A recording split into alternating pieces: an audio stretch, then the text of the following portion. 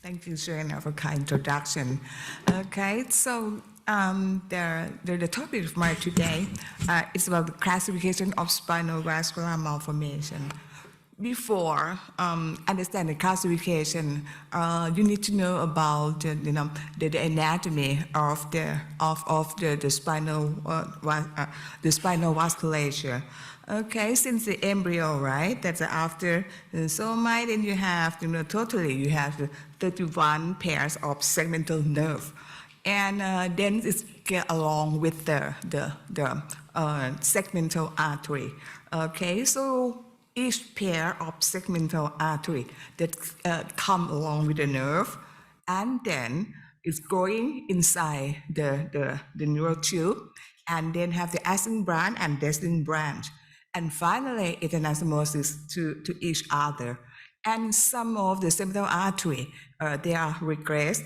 And this come to the point, the final of this one going to become anterospinal arteries. And some of the segmental artery may be regressed. Okay, and lastly, that the lateral artery are around 48 and posterolateral artery around 10 to 20. And then this is the angiogram from the dissect of the from the dissection. You can see that these are segmental artery. Okay, so the segmental arteries still remain at the level of the thoracic and lumbar level, whereas at the level of the cervical spine, this segmental artery will have longitudinal anastomosis, and finally the longitudinal anastomosis just named vertebral arteries. So vertebral artery is the artery that's come later, and after that, some of the segmental artery will disappear. And also, not only for the vertebral artery, there are also anastomosis of this artery around the cranial-cervical junction, named as the ascending cervical artery and deep cervical artery. Okay, and also at the level of upper thoracic level. So roughly about T1 to T4 or T5, it depends. So this segmental artery will have the longitudinal anastomosis also, and we name it as the supreme intercostal artery. That's okay. And so this is the example of the things that, some segmental artery, no matter what, in the thoracic or level or lumbar level, they can have anastomosis like this. Okay, when you inject just one artery, you can see two levels or sometimes three levels, and this is the supreme intercostal artery that's become normal in every person, that when you inject around T4 or T5, you can get all of the 4 or 5 level of intercostal level. Okay.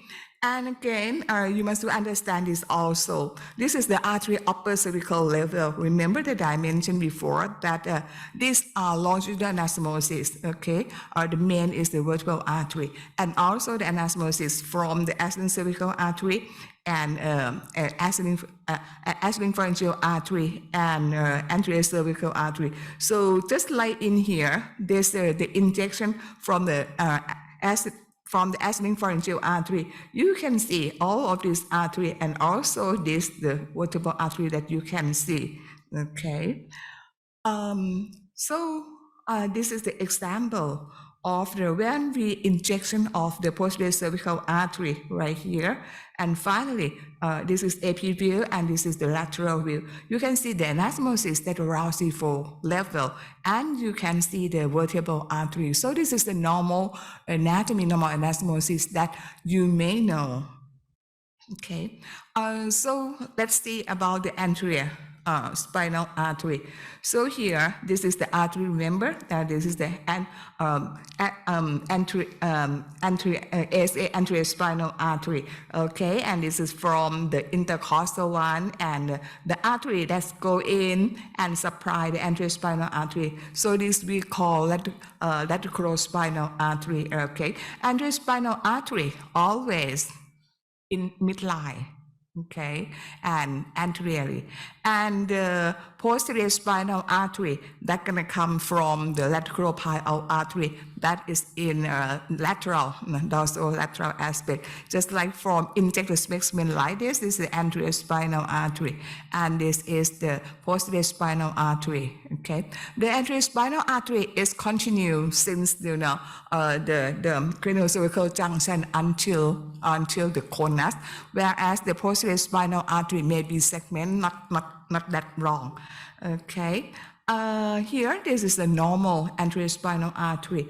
That you may know that how to recognize the anterior spinal artery is that the anterior spinal artery normally is in midline, except that there is mass effect, okay, and you must have the continuation above and below. Hopefully that you can see clearly from the screen here. This is point at the ascending portion is right here, and this is also normally anterior spinal artery, or this come from the lateral spinal artery of the lower thoracic level, but it's sometimes remember, this is supreme the costal artery, right?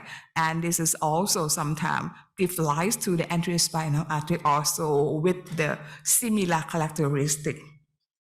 Okay, and just go back when we talk about the artery anastomosis around craniocervical junction. So now you may not surprise that you can see the anterior spinal artery arising from the ascending cervical artery right here. Okay, and this is vertebral artery. Normally we can see, anterior spinal artery from the vertebral artery injection, right? Okay. This is a drawing to demonstrate that here that the lateral medullary artery after it's pressed the dura and become like this with the upward and downward continuation, whereas the posterior spinal artery come from reticular pili artery, and it is on the dorsolateral side of the spinal cord. Something like this, okay, and the posterior spinal artery that at the level of cervical level usually is arising from the vertebral artery. We call it lateral spinal artery. Actually, it is the posterior spinal artery. Okay. The anastomosis, now there are also anterior spinal artery can anastomosis with posterior spinal artery also.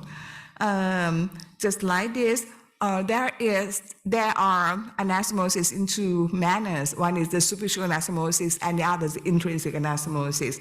From the superficial anastomosis, you can see here, right, that this is the anterior spinal artery that gives rise in supplying the cord in the pattern of centrifugal like this. And from the posterior spinal artery, it has the anastomosis surrounding the cord, or named as the plexus, and it supplies the cord in the centripetal pattern like this. And the superficial anastomosis surrounding between the anterior spinal and posterior spinal. So this we call it vasa corona.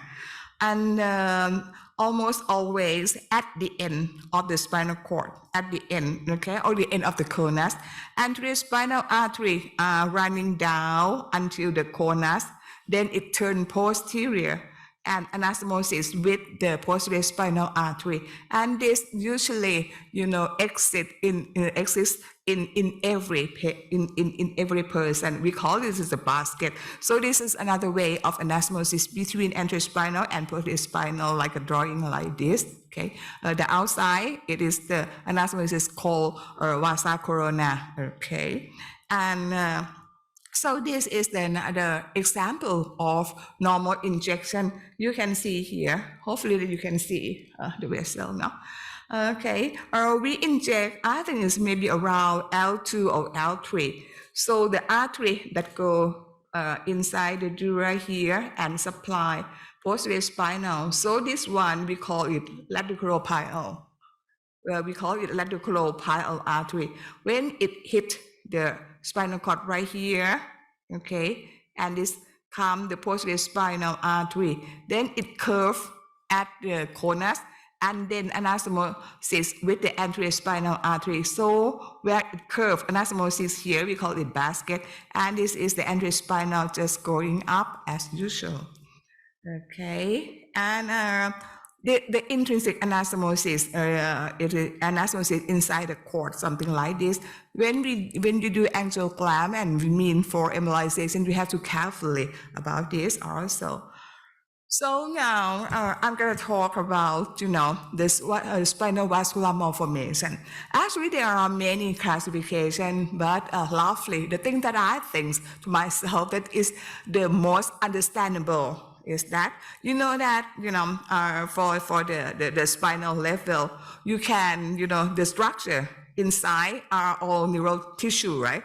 Neural tissue, that is mean that you have the spinal cord and also the nerve, right? The lateral nerve. And another outside is meninges. And more outside is the vertebral artery and then paraspinal lesion. So the AVM or abnormal connection between artery and veins that occur in each lesion are something different, right?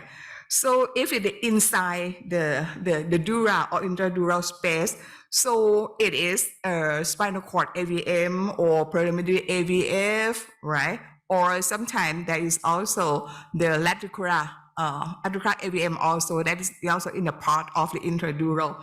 And almost always that the artery supply here, it is the lateromedullary and lateropyle. And if the shunts occur at the dura, we call it dural AVF, and definitely the artery supply, it is meningeal vessel or lateral-meningeal artery. And a little bit outside in the epidural space, we call it epidural AVF, and the arterial supplies are from dorsal somatic branch or prelaminar branches, and a little bit outside around the paraspinal space. So if the upper cervical, we call it paracaudal, right? So if AVM occur around that, definitely it supply from those arteries and in this junction. If the upper craniocervical junction is supplied from those arteries at the craniocervical junction named as internal maxillary artery or ascending pharyngeal. And if it's paraspinal, so it's supplied by each effective intersegmental artery, no matter what it is, the thoracic intercostal or lumbar intercostal according to its level. So the classification that I feel that it's easier is that according to what I say, so separate into 4 groups, that the intradural group and spinal dural shunt, spinal epidural shunt, and paracaudal or AVF. Concerning for the intradural, okay, it can be as a nerve root called lateral AVM, spinal cord or AVM or AVF. And if it occurs at, you know that the phylum terminal is the continuity of the anterior spinal, just distal to the corner. So it means that at that level, there is no supply from the anterior spinal artery. So after the basket or after the corner, so it's safe to be cut off or to do the embolization. Okay. And again, this is like a picture that I showed yesterday. That particularly for the epidural shunt. So this is corresponding, or it is the same. It is same space, same etiology as I mentioned before about the lateral epidural shunt of the around here. Out there, the anterior. That's called lateral epidural shunt. That is almost always as like the thing that we talked about focal-tentorial shunt yesterday. That is almost always have the cortical reflux. Okay, so begin with the intradural shunt first. Intradural shunt. So sometimes you can see that the classification. If you look at the type. So it can be just only fistula, it's a macro fistula or micro fistula.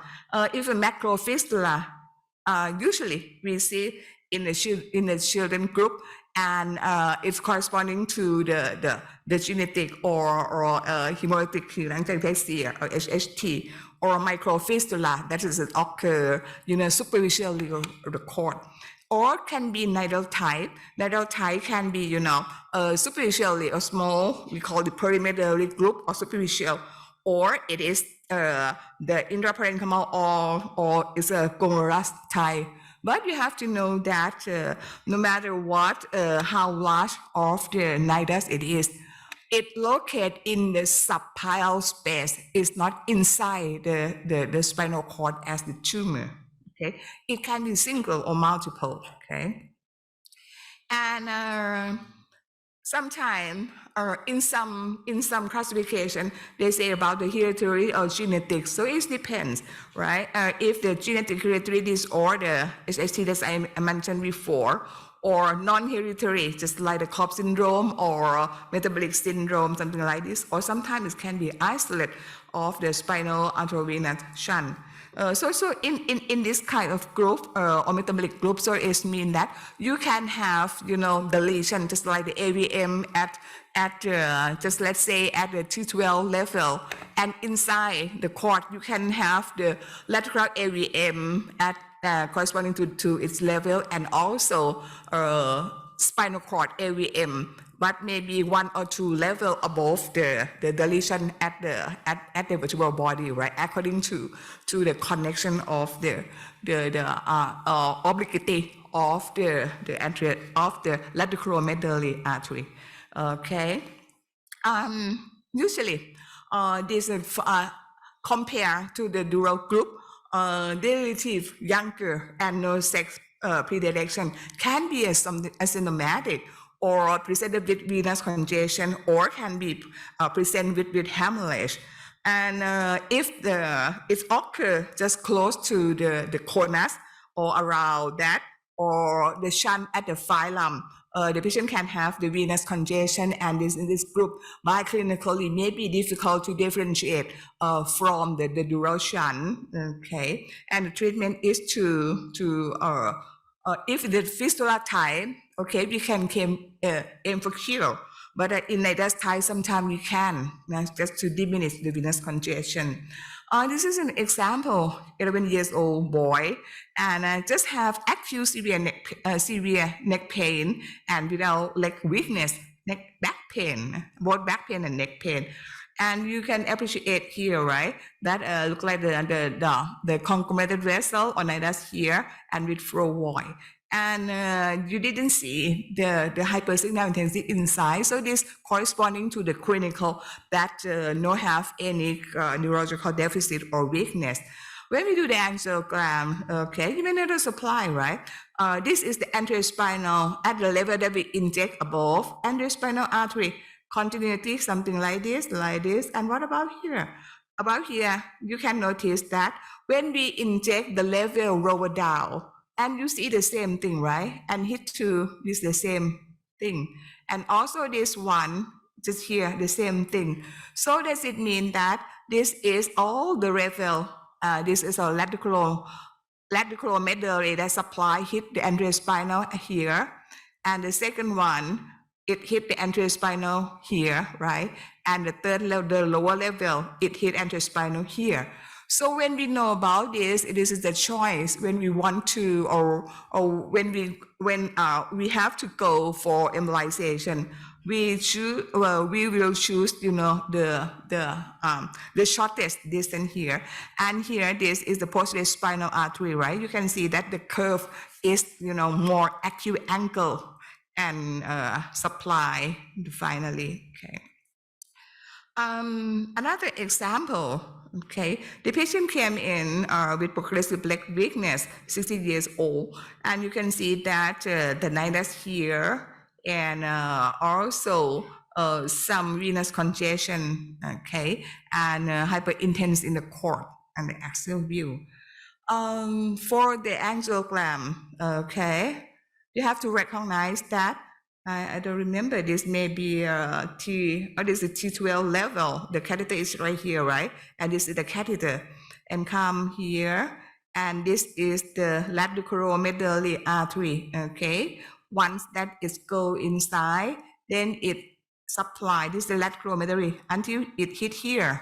This is anterospinal. How do we know that is anterospinal here? Because you can see that it is small upward, okay, here. So this is anterospinal. So I'm gonna point along the course of the anterospinal. Okay, it's from here, and it go right here. It's dilated because it supply the shunt here, right? So when you know this, you have to know that the safety margin of you is that you have to go beyond this point, right?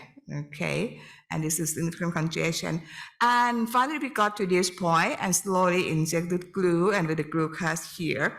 And after that, you can see that we can get rid of the AVM, even it's not completely, but we satisfied with this, right? We have to risk-benefit ratio for doing here. And you can see that this is the lateromedullary, the same thing, and we still have the anterospinal axis here, anterospinal down, okay. 2-year-old girl presenting with acute subacute hemorrhage, then tetraplegia, and finally recover. From CT scan and MRI, you can make diagnosis of the AVM, right, at the craniocervical junction with rupture. And angiogram, okay. Since from the angiogram, we know that we cannot completely heal, right, because we have to balance between risk of the complication, but you can notice here that the arrow point at the aneurysm. So if you can see the aneurysm, this means that the risk of re-rupture is quite high. Okay, so we go with the microcatheter, and after we got this, and this is how we inject. This is all the glue injection there. And although there's a small remnant of here, but be happy about that because the patient, recovers since just before we treat. As compared to the brain AVM, the risk or the risk of bleeding, if no any aneurysm or something, it quite lower as compared to the brain AVM. Okay. And this is a 10-year-old boy presenting with the acute intraventricular hemorrhage, no any neurological deficit. On CT scan, you can appreciate the enhanced abnormal here, right? And this is what you see from the left vertebral injection, okay? Go here. Remember that this is the lateral spinal, that is corresponding to posterior spinal artery, come down and supply the shunt here. It is a fistula. It is a fistula because from the artery and directly become the vein.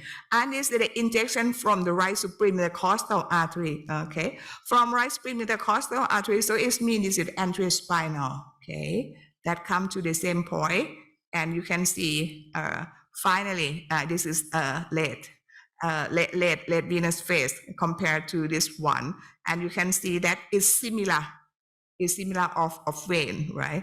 So it's very easy, to go with the microcatheter to dilate artery. And after you recognize that this should be the vein, right? So we use glue injection after we close that. Okay, and we check again from the right supreme metatarsal artery. You can appreciate that, okay, we have still saved the anterospinal artery, and because we have significant reduction of flow. Now, when injection from here, you can see that retrograde filling of this artery, right? And also to on the other side. So this is the right. So this is the right. The right lateral spinal, because we confirm that from the injection of right vertebral artery, you can see it is the same cause, okay? And after not completely at that time, but for 1 year follow-up, everything's gonna be normal. This is another case of a male presented with paraplegia 3 years after injury. You can see that the cord are swelling, right, and with abnormal hypersignal intensity. I think maybe the quality of the MRI is not that quite good. We didn't see that much about the venous congestion, but anyway.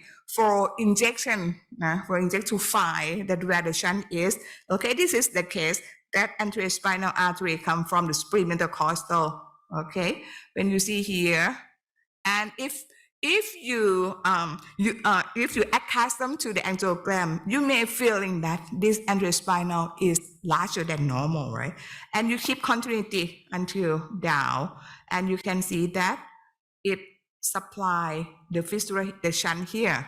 And this is the continuity of the anterior spinal.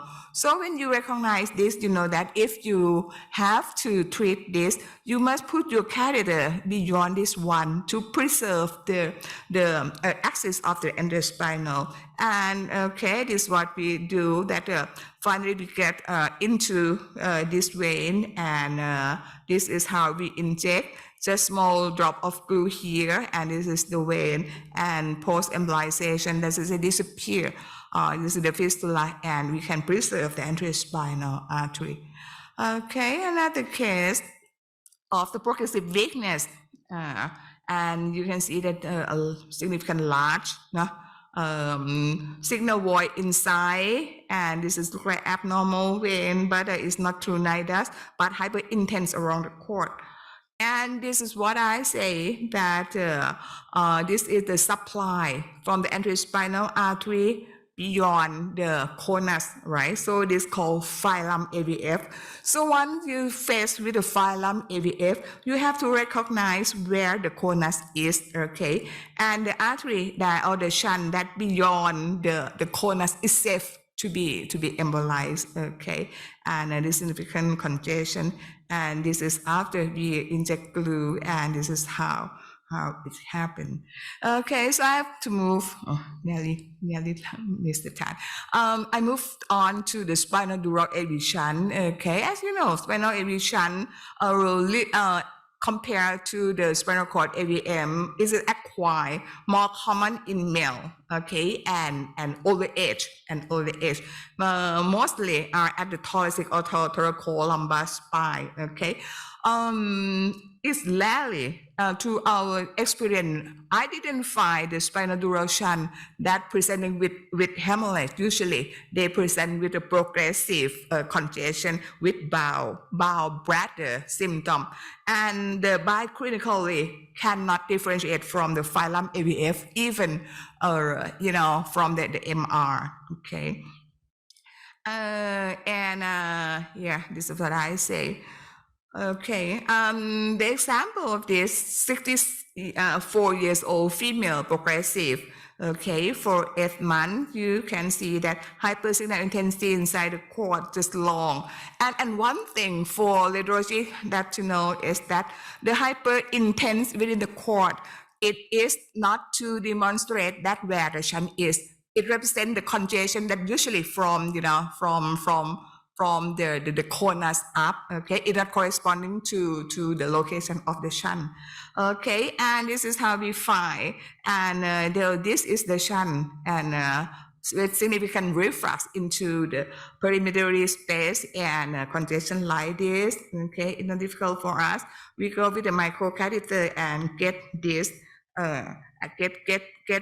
this embolization. But one thing that when you do with the spinal dural AV shunt, you must try to find the anterior spinal always, because one of the contraindication is that if the shunt occur at the same level of radiculomedullary artery, you cannot do, right? Because the risk of reflux is very high, send the patient for surgery.